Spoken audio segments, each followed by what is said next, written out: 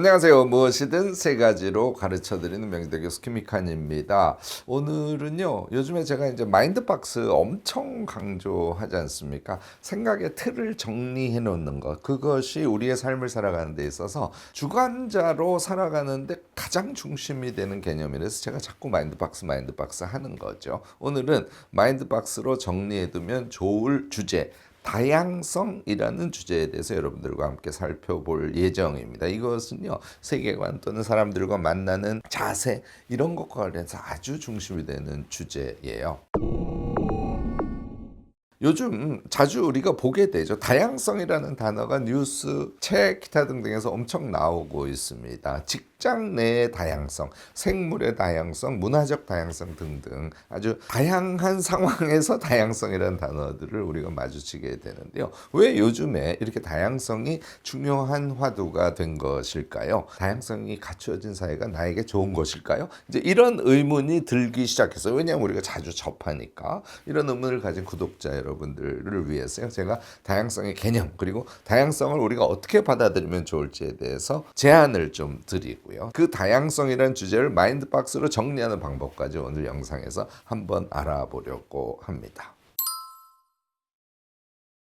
네, 다양성의 개념을 먼저 정리해야 돼요. 그런데 우리가 개념을 정리한다 그러면 다 추상적으로 생각한단 말이죠. 이 추상의 세계도 조금 구체적인 추상이 있어요. 그래서 구체적인 모양을 제가 여러분들하고 같이 정리를 해보려고 하는데, 우선 다양성의 개념을 보려면 사전적 의미를 먼저 봐야죠. 모양, 빛깔, 형태, 양식 따위가 여러 가지로 많이 있다. 그런 특성이다. 이렇게 사전적으로는 얘기합니다. 그런데 요즘 말하는 다양성은 좀 더 깊은 함의를 갖고 있어요. 다양성이란 말은요, 차별, 혐오 이런 것처럼요, 우리가 일상을 살아가면서 뭔가를 차별한다든지 무언가를 엄청 싫어한다든지 이런 현상이 생기지 않습니까? 이런 개념을 함께 봐야 돼요. 다양성이란 개념은 결국은 차별과 혐오의 그런 관념을 없애기 위해서 우리에게 꼭 필요한 그런 개념이라고 보시면 됩니다. 이런 문제가 발생하게 된 역사적 이유부터 우리가 좀 살펴볼 필요가 있어요. 서양에서 다양성이 강조된 것은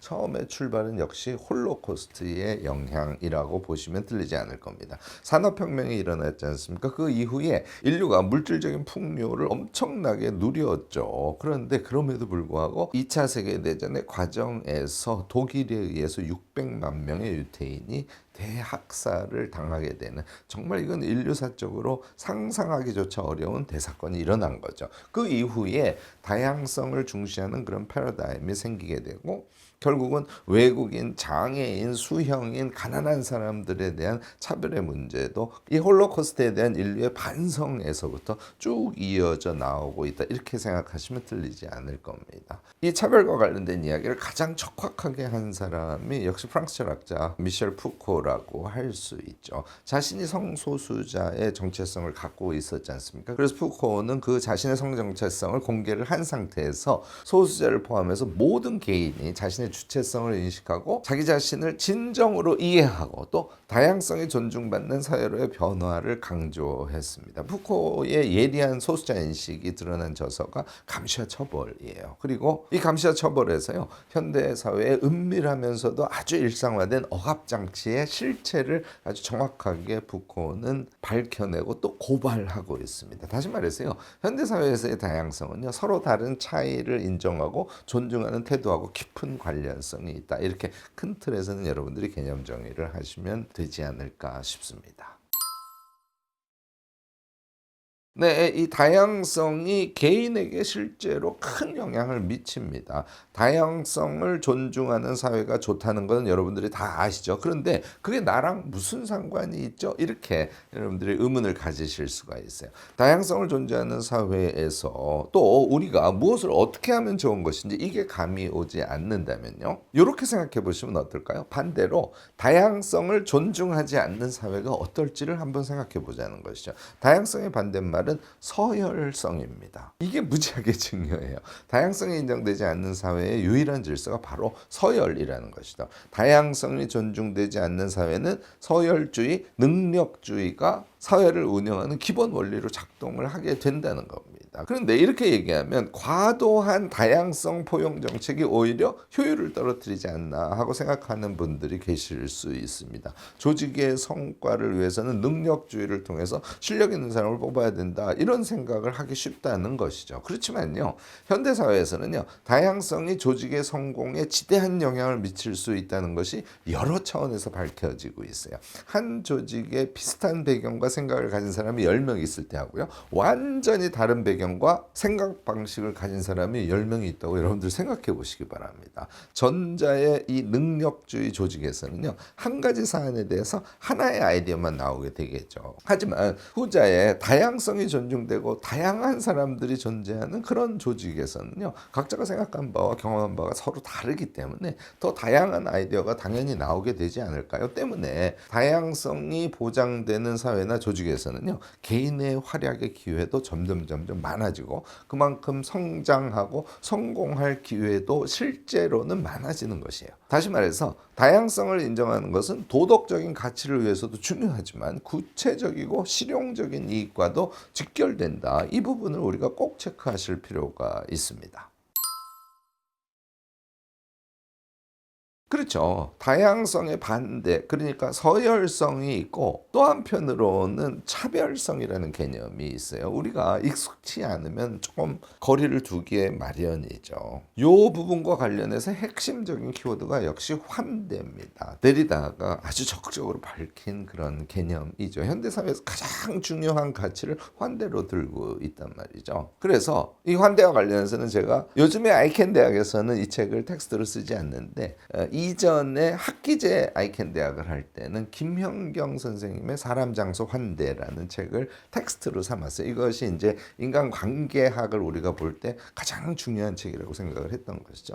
환대는 타인을 받아들이고 개방성을 갖고 또 상호 교류의 가능성을 확 열어두는 그런 태도와 행위를 말합니다. 또 타인을 받아들이고 환대의 마음을 갖기 위해서는요, 자주 만나는 기회를 갖는 것이 엄청 중요하지 않습니까? 제가 명지대학에 취직이 되자 그 다음 해에 바로 서울에서 여주로 이사를 갔어요. 근데 여주가 갖고 있는 지역적인 아주 큰 장점이 있는데, 여러 시설들이 여주에는 정말 많습니다. 그래서 차로 뭐 5분이나 10분만 가면 우리가 봉사활동을 할 수 있는 여러 공간들이 있었어요. 그래서 이사 가자마자 짐이 정리되고 바로 우리 식구들이 우리가 정기적으로 봉사활동할 곳이 어디 있는가를 찾아다녔죠. 쉽게 찾을 수 있었어요. 우리가 찾은 곳은 자폐 아이들이 모여있는 그런 시설이었는데요. 그래서 이사 가서 아마 두 번째 주 주말이 됐을 때로 제가 기억이 나는데, 이제 식구들이 다 갔죠. 그래서 이제 어린 아이들을 둘을 데리고 그 시설에 갔어요. 그래서 봉사의 내용은 좀 아이들이랑 놀아주세요 하는 것이었어요. 그래서 이제 그 시설에 아이들이 있는 곳이 3층이었는데 3층으로 들어가서 문을 활짝 여니까 하나에는 내 목을 잡고, 하나에는 내 어깨를 잡고, 하나에는 내 배를 안고, 뒤에서도 나를 안고, 그러니까 어른들의 사랑이 조금 고팠다고나 할까, 뭐 그런 건 아니었는가 싶어요. 저도 처음이었기 때문에 땀을 뻘뻘 흘리면서 그 아이들을 얼르고 했던 기억이 납니다. 그러다가 갑자기 큰아이하고 둘째 아이가 어디 있는지가 머리에 떠오른 거예요. 그러니까 제가 그만큼 차별의식을 가졌던 것이죠. 이 자폐 아이들은 좀 위험할 수 있어, 이런 생각이 무의식적으로 떠오른 것 아니겠어요? 그래서 제 아이들이 걱정이 돼서 아이들을 이렇게 겨우 띄워놓고 아이들을 찾았습니다.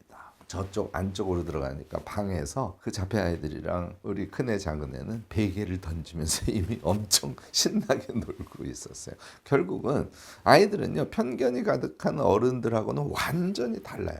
그래서 소수자와 어울려서 노는 것도 그 아이들에게는 너무너무나 평범하고 너무너무나 자연스러운 일상이었던 겁니다. 조금 자랑이 됐습니다만 이렇게 아이들이 성장을 했기 때문에 저희 아이들은 특히 이제 장애인들하고 어울림이나 이런 것들이 아주 좋고, 저희 작은애 같으면 아주 친한 친구의 형이 아주 심한 자폐예요. 그래서 이 형은 이제 집에 있었는데 그 친구가 얘기하는 거를 저는 알아들을 수가 없었거든요. 그런데 작은 아이는 그 친구 집에 놀러 가면 먼저 형이랑 가서 10분 15분 놀고 그 다음에 자기 친구랑 노는 그런 습관이 있을 정도로, 그래서 그 형이 뭐라고 얘기를 하면 저는 전혀 못 알아들어도 그것을 작은 아이가 통역을 해줄 정도로. 결국은 이런 경험은요, 인간이 본능적으로 갖고 있는 환대의 마음가짐을 스스로 깨치는 그런 과정 아니었을까 싶습니다. 소수자들과 자주 만나보면요, 자연스럽게 내 안에 환대의 마음가짐과 태도가 가득 채워져 있다는 것을 우리 스스로 깨달을 수 있어요. 그 이미 채워져 있는 마음을 우리가 꽉 누르고 닫고 살고 있을 뿐이라고 저는 생각을 합니다. 네, 다양성에 대해서 뭐 저희 집의 사례까지 포함해서 쭉 말씀을 드렸습니다. 이걸 마인드박스 기록 형식을 쓰면 효과적으로 다양성에 대한 나의 생각의 틀, 이런 것을 정리 가능합니다. 제가 마인드박스라고 칭하는 것은 이런 거예요. A4 용지가 있으면 그냥 네모 박스를 거기다 치세요. 박스 쳐진 곳에 아주 간단하게 엑기스만 정리한 기록을 제가 마인드박스라고 칭한다고 여러 번 말씀을 드렸지 않습니까? 자, 다양성에 대한 다양한 키워드가 있을 거예요. 그것을 먼저 메모를 계속 해보십니다. 제가 마인드박스 책에 다음과 같은 질문을 던졌습니다. 범죄자가 형량을 모두 채운 후에 다시 사회로 나왔을 때 나의 생각은? 이런 질문을 던졌어요. 거리에 모여있는 노인들을 봤을 때 눈살을 찌푸린 적이 있나? 이런 질문을 던졌고요. 장애인이 지하철에서 시위를 하면 왜 그런지 그 이유를 생각해 보지 않고 나의 불편함 때문에 좀 짜증부터 나지는 않았나? 또 골목에서 외국인 노동자를 마주쳤을 때 여러분들은 어떤 생각을 하셨습니까? 이런 질문을 제가 책에 쭉 나열을 해두었습니다. 이런 질문에 답을 하는 내용으로 마인드박스의 소재가 되는 그런 메모를 쭉쭉쭉쭉 해보시고요. 내가 소수자들에 대해서 갖고 있는 감정의 실체를 먼저 확인해 보시기 바랍니다. 이런 식의 마음의 정리 작업을 할 때 우리는 왜곡된 또는 너무나 자기 이해관계에만 집착하는 그런 생각으로부터 환대의 생각의 틀 같은 것들을 가질 수 있게 되는 거예요. 다양성에 대한 마인드박스를 작성하면서 나를 둘러싼 주변을 어떻게 인식하고 있는지 우리 한번 돌아봅시다 하는 얘기를 오늘 드린 겁니다. 다양성이라는 주제의 마인드박스를 작성한 다음에요, 여러분들이 독서 토론과 같은 방식으로 토론을 해보면 우리가 삶을 살아가는데 공동체 감각, 이 아들러 철학에서 아주 중요한 거라고 제가 여러 번 말씀을 드리죠. 미움받을 용기의 핵심 주제라고 말씀을 드렸는데, 이런 공동체 감각을 키워가는 데도 아주 큰 도움이 될 겁니다. 오늘 언뜻 생각하면 우리 삶과 상관이 없을 것 같은, 그럼에도 불구하고 우리 삶의 질을 높이고 우리가 관계를 맺어가는 데 있어서 가장 본질적인 면이 되는 그런 환대의 철학을 생각해 볼 수 있는 주제, 다양성에 대해서 여러분들과 함께 이야기를 나눠봤고요. 그 다양성이라는 주제로 박스 친 기록, 마인드박스를 써보는 것에 대해서도 제안 말씀을 드렸습니다. 오늘 제 이 얘기가 도움이 되셨다면 좋아요, 구독, 알림 설정까지 꼭 부탁드리겠습니다.